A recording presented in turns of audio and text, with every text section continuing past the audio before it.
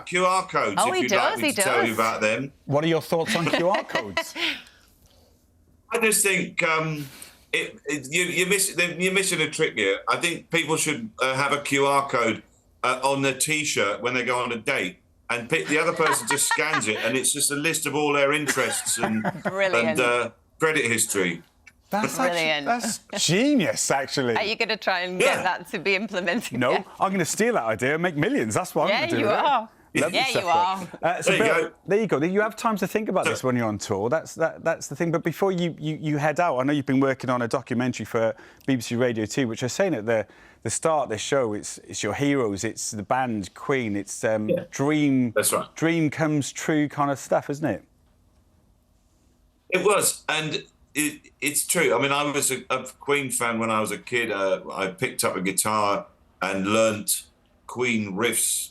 Probably some of the first songs I ever learned on the guitar were Queen songs, and so being able to work on this has been wonderful. Meeting Roger Taylor, Brian May, talking to them about their recollections of Queen over the years has been a real sort of fascinating insight. And I think for anyone who's interested in their music, or anyone who's interested in music generally and the kind of development of music over the last sort of 50, 60 years, it's really fascinating. There's a lot of interviews with journalists and music journalists and other artists and friends and family who've kind of sort of seen the whole wild ride of Queen over the last few decades. So it's actually fascinating, really, to see how music has developed in that time as well. So, yeah, it's been a great fun. It's been a great project to be working on. Radio 2 very kindly sent us an exclusive clip of one of the chats that you had, and it's really interesting. Your eyes literally light up when you're chatting to some of your heroes. The band was told not to let Roger Taylor drum too hard because you couldn't afford new drumsticks.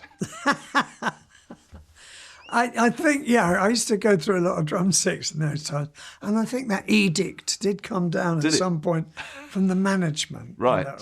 So that's a legitimate... There's an element of truth there.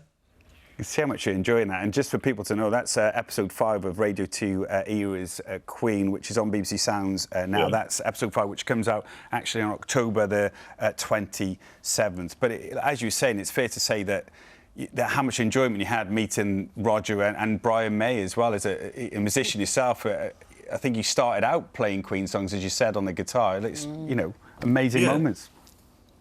It is, and you know what's lovely, that both of those guys, they still love playing. Like they still love doing it. I mean, I talked to Brian about Bohemian Rhapsody, and he just says, I still love playing it. I never get bored of it. And he said it, and it's quite technically difficult as well to play. So, it's a challenge to play it every time. And I just get a real sense of how much they love performing. They love the music of Queen and the fact that it's still enjoyed by new generations. Kids are discovering it, and it has this enduring appeal, which I think is amazing. Yeah, the kids do love it. Like, brilliant it's tune, the music. The music is just unbelievably good. And Queen's legacy was celebrated by the BBC Symphony Orchestra at the Proms last month. You were there. Did they perform Bohemian Rhapsody? I'm thinking they probably did. Yes, they did. Good to know. It was. Yeah, they perhaps this is something that Queen perhaps should do more of. Get an orchestra, get a choir.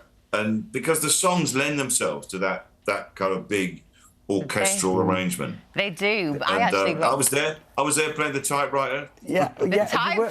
Well, I was just about to talk about that. It's interesting with that Queen stuff, though, Bohemian Rhapsody, because they changed the pace of it as well. They sped it up that way, but they never lose sort of the original sound to it. You were there, Bill. You are a very talented man, I must say, and it's how you find comedy through the piano and the organ in this instance is brilliant. You had the Royal Albert Hall in the palm of your hands. Okay, well, a man of many talents, cool, and your dad was there watching you. Was he proud? Did he give you any feedback?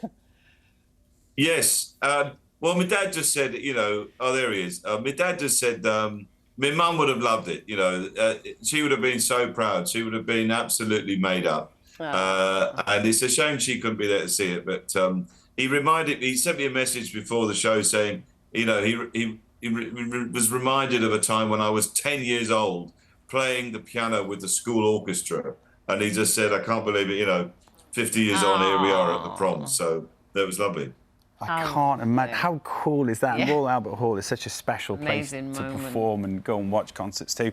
Bill, always a pleasure. You finished there with a bit of Strictly Come Dancing, which, you know, leads in nicely to say that you'll, as an ex-champ, you've got to hang around for Strictly Fitness at the end of the show, haven't you? And you always want to mention you're a champ, I think. Look at that. Well, yeah, absolutely. I mean, you know, I just... Me and Gev didn't manage it. I carry that trophy around the whole time. Don't blame you one bit, Bill. We'll see you a bit later on, Bill. Thank you so much. From legendary musicians Queen to craft royalty now. She is. I mean, She